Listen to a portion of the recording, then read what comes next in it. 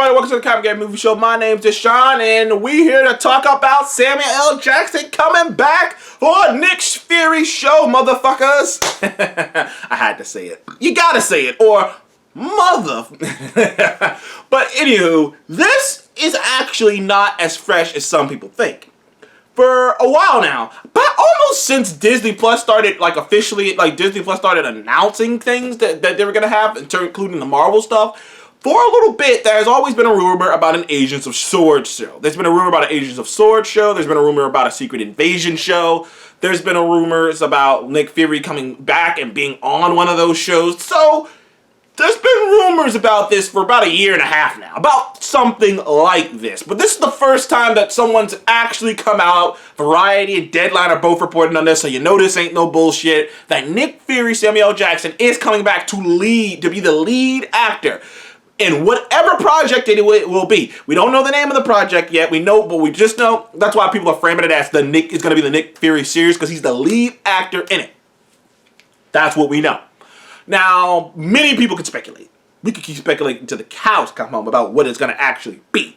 Personally, I think Nick Fury, Samuel L. Jackson will be in an Agents of S.W.O.R.D. show with a Secret Invasion plotline. I think that people mix it up, because there are some people who think that they're going to just make a show called Secret Invasions. That ain't going to happen. The reason I say that's not going to happen is because Marvel and Disney are very in on their branding.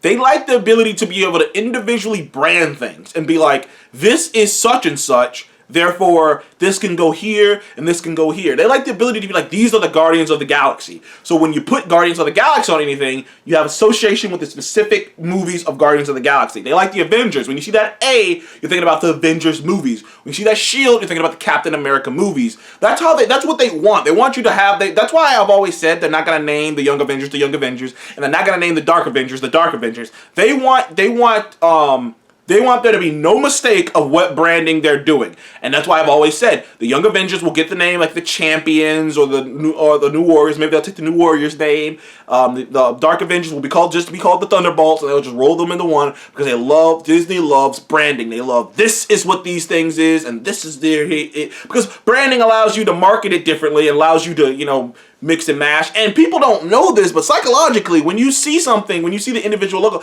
I'll guarantee you, if I show you the Captain America logo, and then I showed you the Ant-Man helmet, you would have two completely different feelings about that. That's why Disney's very specific about their branding.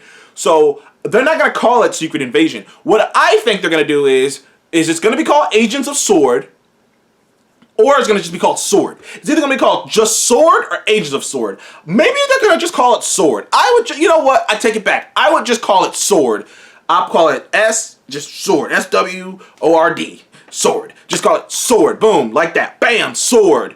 And in the show, there will be a Secret Invasion storyline, and Nick Fury will be the lead character in it. Now, let me get this out of the way before anyone asks. No, Agents of S.H.I.E.L.D. will not be in Agents of S.H.I.E.L.D. It will be in the Nick Fury show. I can just tell you that for a fact. Kevin Feige don't give two fucks about anything Jeff Loeb's ever created.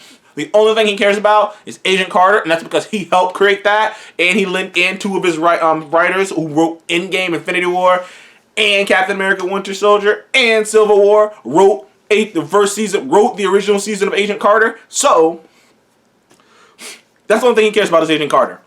But, I'm really curious, because, in my personal opinion, Nick Fury is a fascinating character. He's a fascinating character for multiple reasons. First of all, he's the man who knows all.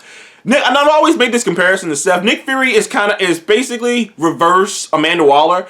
You know how Amanda Waller thinks she's doing what's best for the world, and she tends to go about it in, a really shitty way that, is completely questionable, and she tends to align with really shitty people to do it. It's not like she's like, oh, I'm a team up with the Justice League, and I'll keep an eye on him. But Nick Fury's the opposite. Nick Fury does what he thinks is best. Sometimes he does shitty things, and a lot of times you can't trust him. But deep down in his heart, he's gonna usually make the right decision.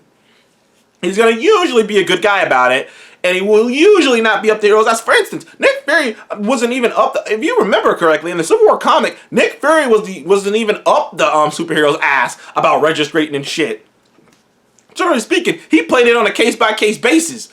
You know, as soon as Maria Hill took over, then they were like, oh, let's take all the heroes down. But Nick Fury, he plays everyone on a case-by-case basis. He has different relationships with different people. The things that man knows and the things that man has seen, you understand why he plays everything so close to the vest. You never know if you're even talking to him or you're talking to a LMD, a life model decoy. Like, Nick Fury is a fascinating character. All the knowledge that he knows, just this ultimate spy, this man who knows so much that it just made him ultimately paranoid. He's like Batman running a fucking He's like if Batman was running one of these huge government worldwide organization. That's basically what Nick is, because he's so paranoid. He's so on edge. He doesn't quite trust anyone. He has secrets on top of secrets. He has hidden here and hidden there, and he's a fascinating character to me. And obviously being played by the great Samuel L. Jackson does not hurt either. But it's so great to see that Samuel L. Jackson's going to get a little bit more shine. And honestly, this news makes me more happy about Disney Plus as a general. That's why I support Disney Plus, to be honest with you.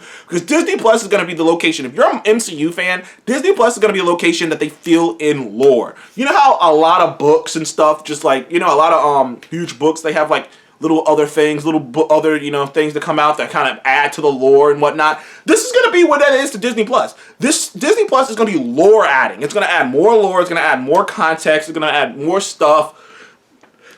It's gonna relieve a lot of the load off of the movies as well, so it'll make it a little easier on the movies to go out and do whatever the hell they want to do, because now they don't have to now they don't have to be like, Nick Fury was here doing this and we can't even get into it. You know what I mean? Like, because there's just only so much you can do in a 2-hour movie. There's just so much, like, when you're doing an Avengers movie, somebody has to get the short end of the stick. Somebody has to. Doesn't matter, and then somebody's gonna be pissed off.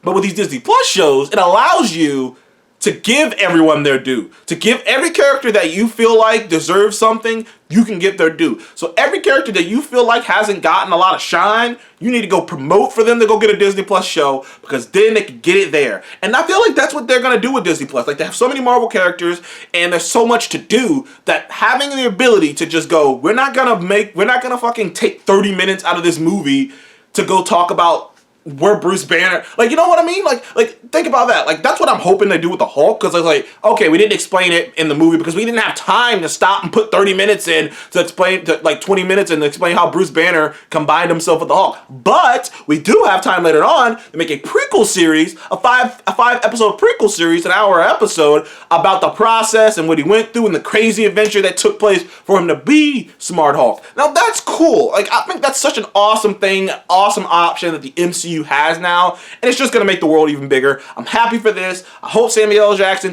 I know Samuel L. Jackson's gonna kill it. Now all we're doing is waiting for the title, the title of it, which I'm putting my money on Sword, just Sword, and we're waiting to see who's gonna join him.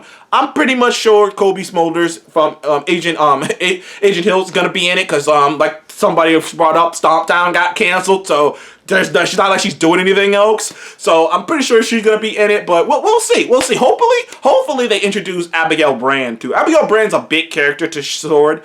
She's a really interesting character. She's like a badass, military chick. Like, she's cool. She's really cool. But thank you guys for joining the Comic Game Movie Show. Please like, subscribe. And are you excited about the Nick Fury show? I'm banking on it being called Sword or Agents of Sword. And what do you think this is going to be about? What do you think this show's going to be about? Do you think it's going to be about the Secret Invasion? What do you think? Thank you guys for joining the Comic Game Movie Show. Please like, subscribe. I'll see you in the next one.